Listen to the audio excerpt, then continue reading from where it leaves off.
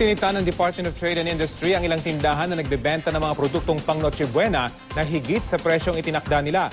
Pero giit ng ilang may-ari ng supermarket at grocery, masyadong mababa ang itinakdang suggested retail price ng ahensya.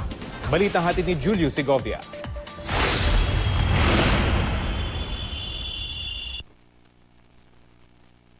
Labing-apat na supermarket at grocery stores sa Metro Manila ang nasita ng Department of Trade and Industry o DTI na nagbebenta ng Noche Buena items na higit sa itinakdang suggested retail price o SRP.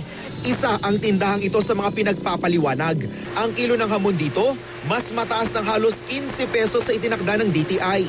Handa raw itong idepensa ng may-ari na siya ring pangulo ng samahan ng mga malalaking supermarket sa bansa. Ang tindahan daw niya, convenience store na 24/7 ang operasyon.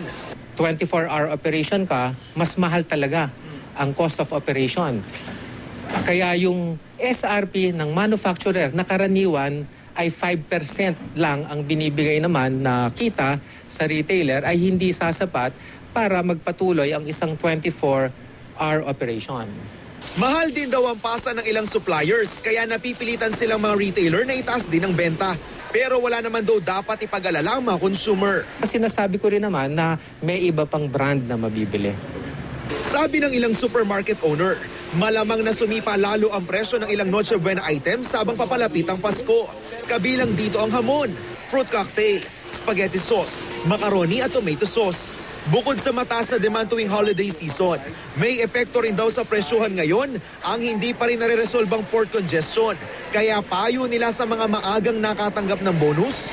It might be wise to, set aside a few percent of your bonus already to buy products na you will be using anyway, di ba? Ang kaso, problema ito ng ilang mamimili na wala namang inaasahang bonus. Gaya ni Lilia na ang arawang 300 pesos nakita lang ng mister na pa-extra-extra sa construction ang inaasahan. Bahala na kung may ngayong parating ang Pasko, kung may parating na magandang trabaho. Ayun, makaka-celebrate ng para sa Pasko. Julio Segovia, GMA News.